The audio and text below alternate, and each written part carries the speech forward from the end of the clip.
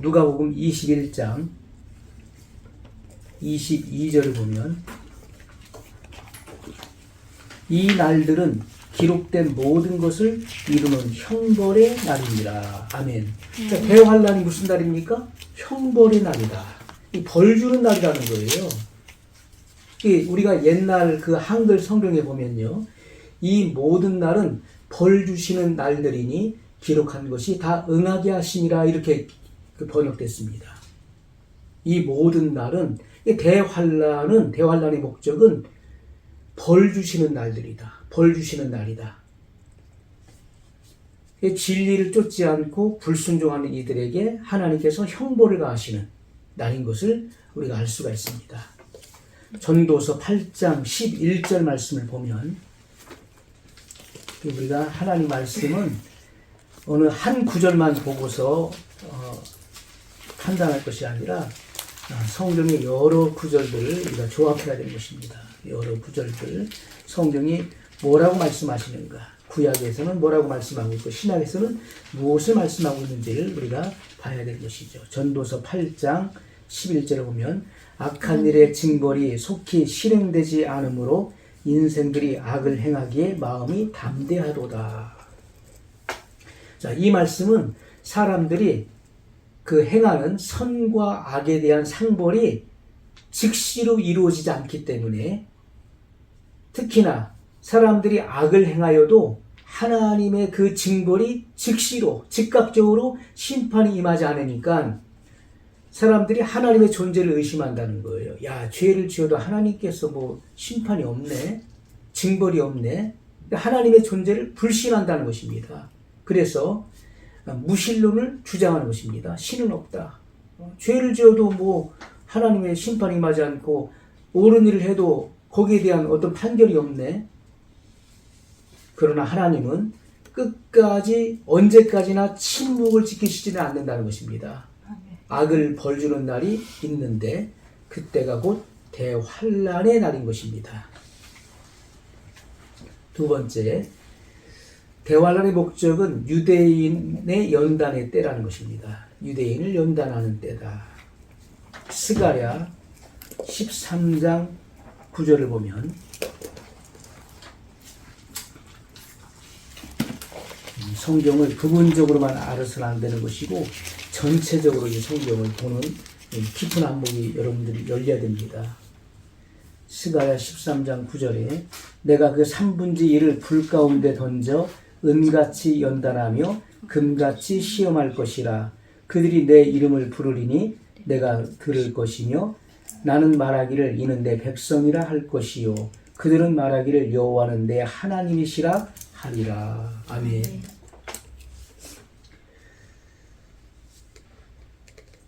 내가 그 3분의 1, 그래서 이 3분의 2는 멸절을 당하죠. 그 8절에 보면 여호와가 말하노라 이 온 땅에서 3분의 2는 멸절하고 3분의 1은 거기 남으리니. 그래서 이 3분의 1에 대해서 지금 말씀하고 있는 거예요. 내가 그 3분의 1을 불 가운데 던져 은같이 연단하며, 이 은같이 연단을 받는 이들은 이방인들이고 금같이 시험할 것이라. 이 금같이 시험을 받는 자들은 유대인을 말하는 거예요. 그들이 내 이름을 부르리니 내가 들을 것이며. 후 3년 반에 가서 유대인들이 이제 회개하게 되는 것이죠. 적그리스도에게 속은 것을 알고 그들이 돌이켜 회개하고 예수님을 믿게 되는 것입니다. 그래서 그들이 이제 유대인들의 민족적 회개, 그래서 이 구원의 역사가 일어나는 것입니다. 말라기 3장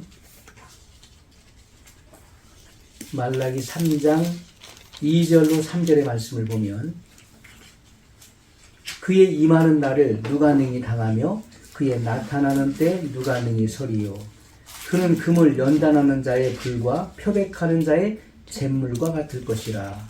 그가 은을 연단하여 깨끗게 하는 자같이 앉아서 레위 자손을 깨끗게 하되 금 은같이 그들을 연단하리니 그들이 의로운 제물을 나 여호와께 드릴 것이라. 아멘. 자, 그의 임하는 날을 누가 능히 당하며 그의 나타나시는 때 누가 능히 서리요. 주님의 재림은요, 사람들에게 있어서 불가항력적인 것입니다. 불가항력적인 거예요. 주님의 그 임하심, 주님의 그 임하는 날, 주님의 나타나는 그때를 누가 능히 당하면 누가 그 앞에 능히 설 수 있겠습니까? 안 되는 것입니다. 거대한 쓰나미가 몰려오는데 그걸 손바닥으로 막을 수 있겠습니까? 될 수가 없는 것이죠. 주님의 그 임하심을 누구도 막을 수가 없는 것입니다. 주님이 하시고자 하시는 것을 그 누구도 막을 수가 없는 거예요. 그게 불가항력적이다. 그는 금을 연단하는 자의 불과 표백하는 자, 표백이 뭡니까? 빨래하는 자의 잿물과 같을 것이라. 그가 은을 연단하여 깨끗게 하는 자 같이 앉아서 레위 자손을 깨끗게 하되 그 은같이 그들을 연단하리니, 이렇게 말씀하고 있어요. 자, 유대인의 그 교만한 죄, 유대인들의 교만한 죄, 교만하기 때문에 예수님을 안 믿는 거예요. 예수님을 구주로 시인하지 않고 믿지 않는 것은요, 결과적으로 그 근원을 찾아 올라가 보면 그 속에 교만이 있기 때문에 그런 것입니다. 겸손한 사람들은 예수님께서 나의 주되심과 구주되심을 고백하고 그 앞에 굴복하게 되어 있는 것입니다. 그러나 많은 사람들이 나는 겸손하다, 나는 의롭다 하지만은 그 속에 근원적으로 교만함이 자리 잡고 있기 때문에 예수님을 믿지 않고 진리에 굴복되지 않는 것입니다. 그래서 유대인들은 교만한 거예요, 지금. 그래서 예수님을 믿지 않는 것입니다. 그래서 그들이 전 3년 반에 크게 미혹당하는 것이죠. 전 세계 모든 그 어떤 나라보다도 유대인들이 크게 미혹을 받아서 적그리스도를 그리스도로 인정하고 따르게 되는 것, 추종하게 되는 것입니다. 그래서 이 유대인의 교만한 죄는 대환란이라는 이 불로서 연단한다는 거예요. 어지간히에서는 유대인들은 회개하지 않습니다. 예수님을 시인하지 않는 거예요. 2000년 전에 오셨던 그 예수님을 인정하지 않고 메시아가 언젠가 오신다고 하는 그런 기대감 속에서 그들은 나름대로 기도하고 있잖아요. 헛된 기도를 하고 있는 것이죠. 잘못된 메시아관을 갖고 있는 것입니다. 그것이 바로 교만이에요. 그래서 대환란의 불을 통해서 그들을 정결하게 한다. 핍박을 당하게 되는 것입니다. 후 3년 반에 엄청난 그런 핍박이 유대인들에게 임하는 것이죠. 자, 그리스도를, 그래서 이 같은 그 후 3년 만에 가서 대환란을 통해서, 핍박을 통해서 그리스도를 저희 구주로 영접하게 됩니다. 그래서 이것은 그 유대인들의 그 국민적, 민족적 구원의 때를 말하는 것입니다. 이것이 하나님께서 아브라함과의 약속을 기억하셔서 그들에게 구원의 기회를 허락하시는 기간인 것입니다. 이때 유대인들이 많이 회개하고 구원을 얻게 되는 것이죠. 그 말씀이 다니엘서 12장 1절에 기록되어 있는 것입니다. 그래서 우리가 어떤 말을 주장하더라도 내 의견을 말해서는 안 되는 거예요. 이럴 것이다가 아니라 성경의 분명한 근거를 가지고 말씀해야 된다는 것이죠. 다니엘서 12장 1절에 그때 내 민족을 호위하는 대군 미가엘이 일어날 것이요 또 환란이 있으리니 이는 개국 이래로 그때까지 없던 환란일 것이며 그때 내 백성 중 무릇 책에 기록된 모든 자가 구원을 얻을 것이라. 아멘. 자, 대환란에 대해서 말씀하고 있어요. 개국 이래로, 나라가 생겨난 이후로 없었던 환란, 가장 큰 환란이 일어난다는 거예요. 그때 내 백성 중 무릇 책에 기록된 모든 자가 구원을 얻을 것이라. 자, 유대인들이 많이 회개하고 구원을 얻을 것을 분명히 말씀하고 있는 것입니다. 자, 대환란의 시작. 대환란은 언제 시작되는 것인가? 대환란은 예수님의 공중재림과 동시에 대환란이 시작된다. 오늘 본문의 말씀입니다. 이사야 21장 12절의 말씀을 다시 한번 읽겠습니다. 파수꾼이 가로되 아침이 오나니 밤도 오리라. 내가 물으려거든 물으라. 너희는 돌아올지니라. 아침이 오나니 밤도 오리라. 아침이 오나니 밤도 오리라. 이것은 아침이 온다는 것은 의의 해가 되시는 예수님께서 하나님 보좌 우편으로부터 공중으로 오시는 것입니다. 그렇기 때문에 이 공중으로 휴거된 성도들에게는 아침이 된다. 왜냐하면 의의 해가 되시는 주님과 함께 거하기 때문에 공중은 아침이 되는 것이고, 공중에 권세를 갖고 있었던 이 마귀와 그의 세력들이 이 땅으로 쫓겨나기 때문에 이 땅은 마귀 세상이 되는 것이죠. 마귀가 지배하는 어두운 밤이 되는 것입니다. 그래서 아침이 오나니 밤도 오리라. 그래서 공중은 아침이요, 이 땅은 밤이 되는 것입니다. 그렇기 때문에 예수님의 공중 재림과 동시에 이 땅에서는 대환란이 시작되는 거예요. 대환란. 요한계시록 12장 12절의 말씀입니다. 성경이 얼마나 정확하게 마치 홍해수가 갈라지는 것처럼 정확하게 구분해서 말씀하고 있는 거예요. 성경은 침침하게 또는 어설프게 어렴풋이 긴가민가하게 말씀하시지 않습니다. 정확하게 홍해수를 가른 것 같이 정확하게 갈라서 구분해서 말씀하신다는 거예요. 요한계시록 12장 12절에 보면 그러므로 하늘과 그 가운데 거하는 자들은 즐거워하라. 그러나 땅과 바다는 화 있을지니저 이는 마귀가 자기의 때가 얼마 못된 줄을 알므로 크게 분내어 너희에게 내려갔습니다. 하늘은 어딜 말하는 것이죠? 하늘은 공중을 말하는 거예요. 하늘과 그 가운데 거하는 자들, 누굴 말합니까? 휴거된 성도들을 말하는 거예요. 즐거워하라. 주님과 함께 있기 때문에 그 공중은 곧 성도들의 대환란으로부터의 피난처요, 안식처인 것입니다. 그러나 땅과 바다는 화 있을진저, 여기서 말하는 땅은 유대 땅을 말하는 것이고 이스라엘을 말하는 것이고, 바다는 온 열방을 말하는 것입니다. 온 세계를 말하는 거예요. 자, 화가 있다. 왜냐하면 대환란이 벌어지기 때문에. 이는 마귀가 자기의 때가 얼마 못된 줄을 알므로 크게 분내어 너희에게 내려갔습니다. 이 마귀가 이 땅에 내려왔기 때문에, 마귀와 그의 추종하는 이 악한 영들이 이 땅에 넘쳐나기 때문에 대환란이 시작된다는 것이, 대환란이 일어난다. 자, 우리가 이와 같이 이 두 가지 말씀을 조합해 보면 공중 재림과 동시에 대환란이 있다는 것이 분명한 사실인 것입니다. 아멘. 요한계시록 12장 7절로 9절을 보면 하늘에 전쟁이 있으니 미가엘과 그의 사자들이 용으로 더불어 싸울세 용과 그의 사자들도 싸우나 이기지 못하여 다시 하늘에서 저희의 있을 곳을 얻지 못한지라.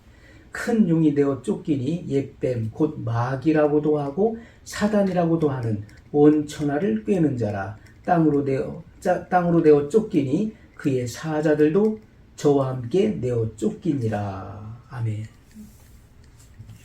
자, 이 같은 말씀을 보면 이 공중에서, 이 하늘에서 전쟁이 있다. 이 공중에 전쟁이 있다는, 이 공중은 바로 우주의 한 영역을 의미하는 것입니다.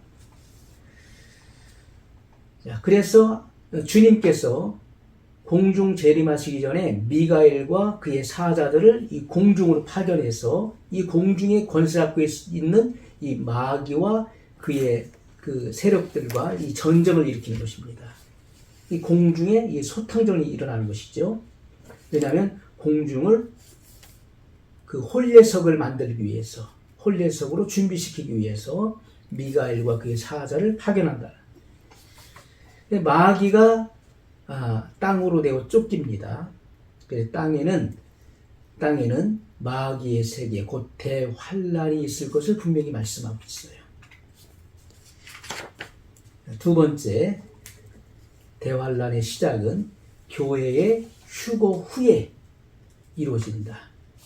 요한계시록 12장 5절에 보면 여자가 아들을 낳으니 이는 장차 철장으로 만국을 다스릴 남자라. 그 아이를 하나님 앞과 그 보호자 앞으로 올려가더라. 여자가 아들을 낳으니, 여자는 바로 교회를 말하는 것입니다. 아들을 낳았다.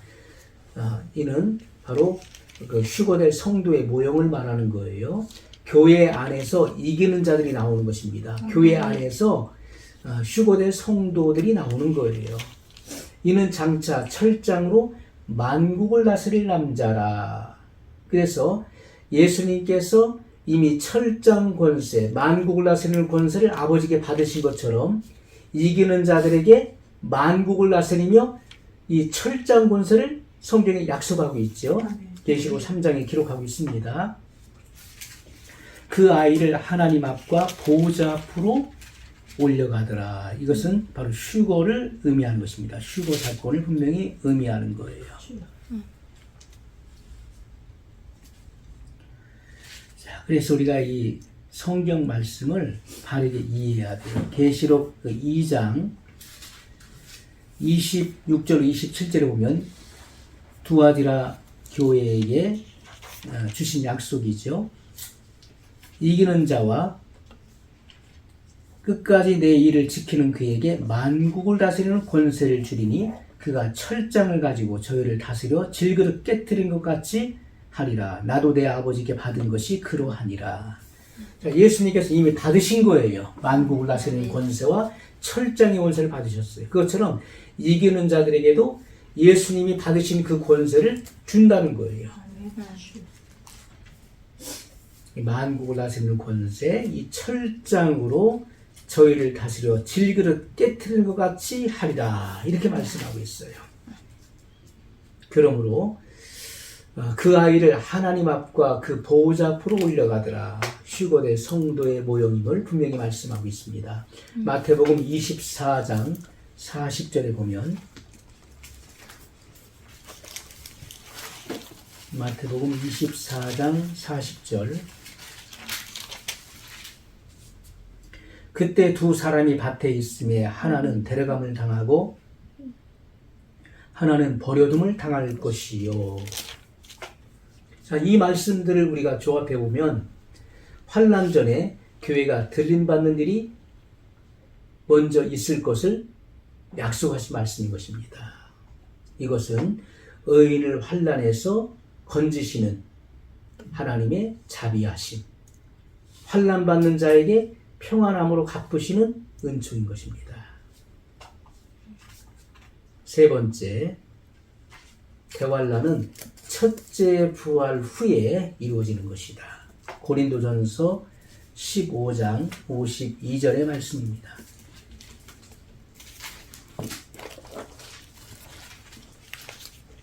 고린도전서 15장 52절에 나팔 소리가 나매 죽은 자들이 썩지 아니할 것으로 다시 살고 우리도 변화하리라. 여기서 나팔 소리는 바로 첫째 나팔을 의미하는 거예요.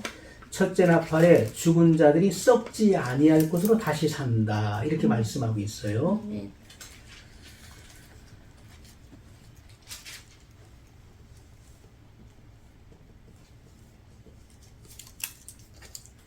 또 우리가 데살로니가전서 4장 16절을 보면 데살로니가전서 4장 16절에 주께서 호령과 천사장의 소리와 하나님의 나팔로 친히 하늘로 쫓아 강림하시리니 그리스도 안에서 죽은 자들이 먼저 일어나고, 살아서 준비된 성도들이 들려지기 전에 그 먼저 그리스도 안에서 죽은 성도들의 몸이 일으켜진다. 부활한다는 거예요. 부활해서 올려진다는 거예요.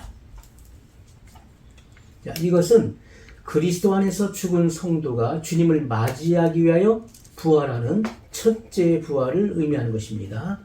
또한 대환란 후에 7년 대환란 후에 주님께서 지상 재림하시죠. 그래서 천년 왕국이 시작되기 전에 부활하는 순교자의 부활이 있습니다.